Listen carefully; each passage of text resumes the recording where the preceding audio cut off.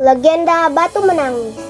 Kalimantan yang dulu disebut juga Borneo adalah salah satu pulau terbesar di Nusantara dengan kekayaan alamnya yang menakjubkan serta hutan yang lebat dengan ratusan sungai yang berkelok-kelok telah memberi kehidupan bagi rakyat Kalimantan. Alkisah nan jauh di desa terpencil di tengah pedalaman, hiduplah seorang janda tua dengan anaknya yang bernama Darmi. Sejak ayah Darmi meninggal, kehidupan mereka menjadi susah. Ayah Darmi tidak mewariskan harta sedikit pun.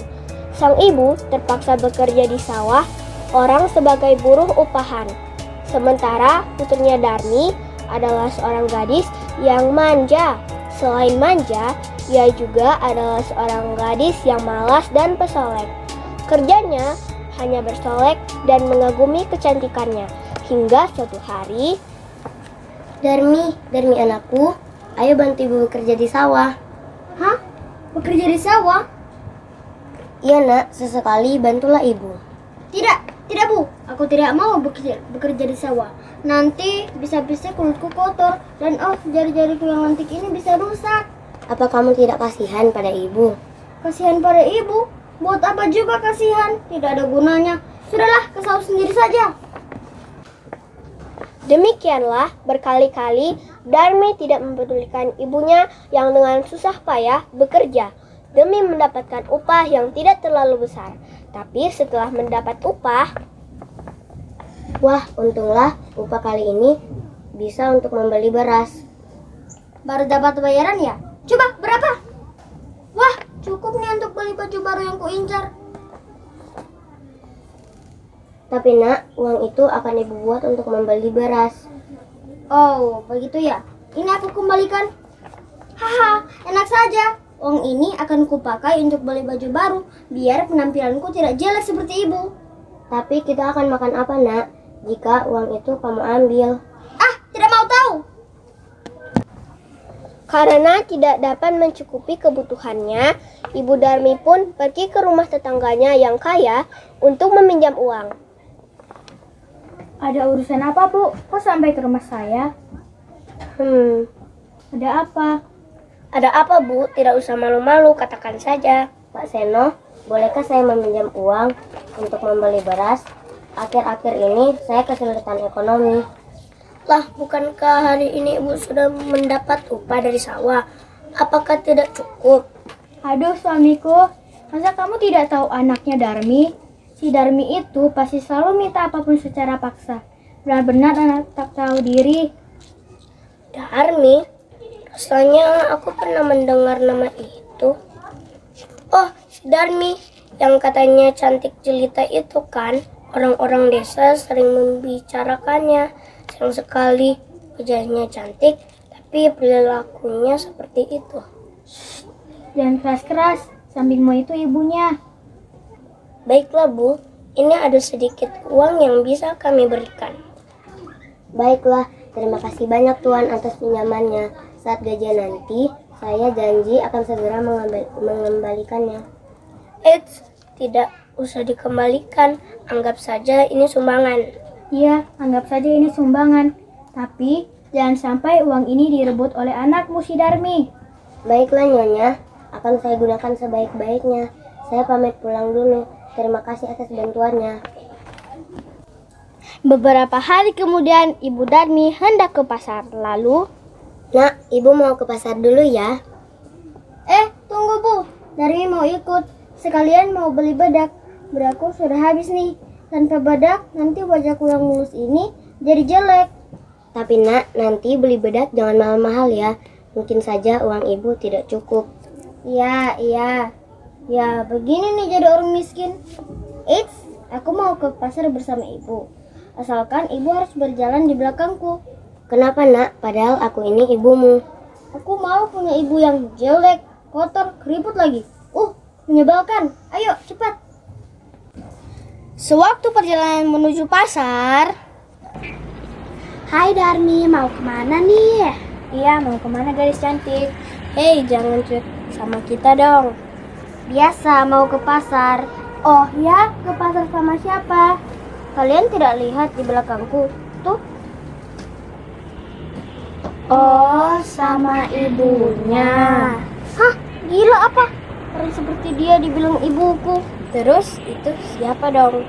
Dia itu pembantuku.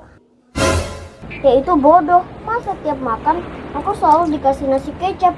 Padahal aku kan mintanya daging bukan nasi kecap. Oh, ternyata perempuan tua itu pembantumu. Ups, maaf ya, soalnya kami salah sangka. Ya sudah, kami pergi dulu ya. Dah. Ibu Darmi yang mendengar itu pun mengelus dadanya dan ingin menangis. Tetapi ia menahannya. Di perjalanan itu, Darmi bertemu kembali dengan temannya sewaktu sekolah. Darmi, wah lama tidak bertemu. Bagaimana kabarmu? Tidak terlalu buruk kok. Semakin dewasa kamu semakin cantik. Cocok kalau kamu tinggal di kota. Kenapa kamu tidak tinggal di kota saja? Sebenarnya sih aku ingin tinggal di kota.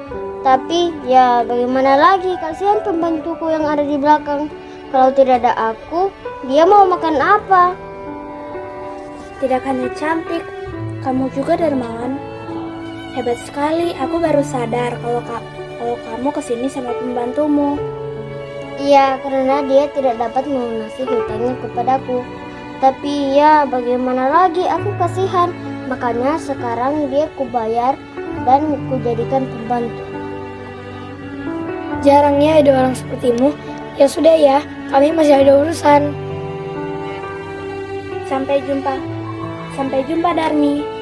Iya. Ketika teman Darmi pergi, Ibu Darmi hanya terdiam dan... Ibu, ayo cepat. Ada apa? Kenapa menangis sampai segitunya?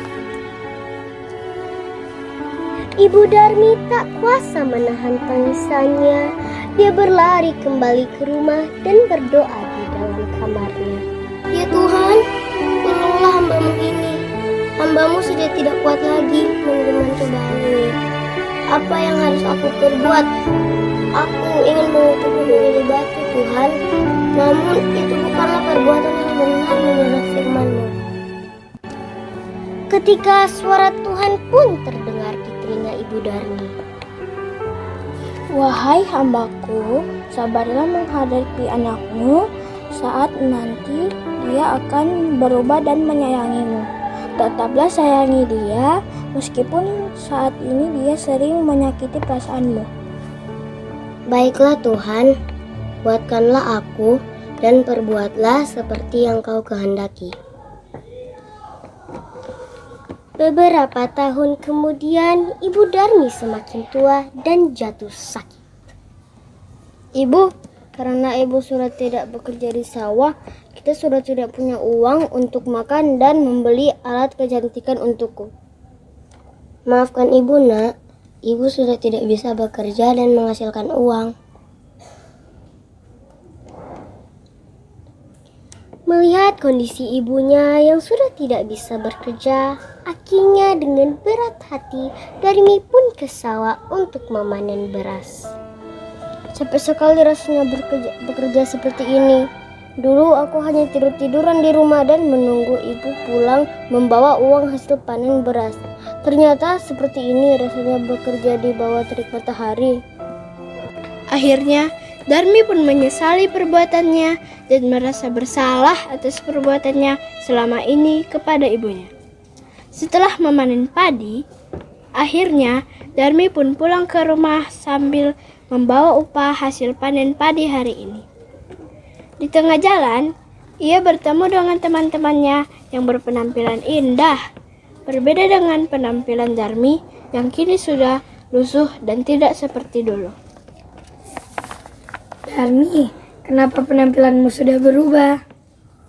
Selama ini aku sudah hidup dengan cara yang salah.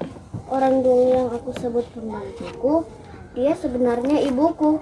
Dulu aku begitu sombong dan sering membuatnya sedih. Sekarang aku sadar atas perbuatanku dan menyesal sudah sering menyakiti hati ibuku. Sekarang aku tidak tahu membalas semua kebaikan ibuku. Aku begitu durhaka kepadanya. Pulanglah dan minta maaf kepada ibumu, Darmi. Rawatlah dia dengan penuh kasih seperti dia sudah sabar dan mengasihimu selama ini. Baiklah teman, terima kasih sudah mengingatkanku. Setelah tiba di rumah, Darmi langsung memeluk ibunya dan meminta maaf atas kesalahannya selama ini. Ibunya pun memaafkannya dan mereka berpelukan. Ibu, Darmi minta maaf dan berjanji akan selalu merawat dan mengasihi ibu seperti ibu mengasihiku. Iya nak, Tuhan mendengar doa ibu dan dia tidak pernah meninggalkan kita. Rencananya selalu indah pada waktunya. Akhirnya, mereka hidup dengan saling mengasihi.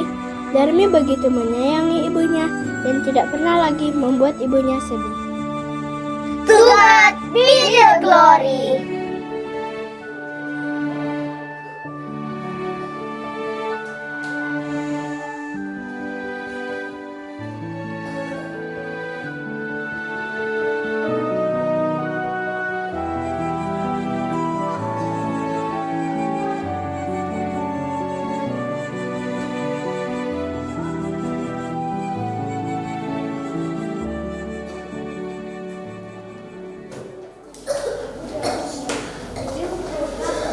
Pesan moral dari drama ini adalah jangan kita malu terhadap keadaan orang tua kita. Bagaimanapun keadaan orang tua kita, kita harus bersyukur kepada Tuhan karena sudah dikasih orang tua yang hebat dan menyayangi kita. Terima kasih, God bless you.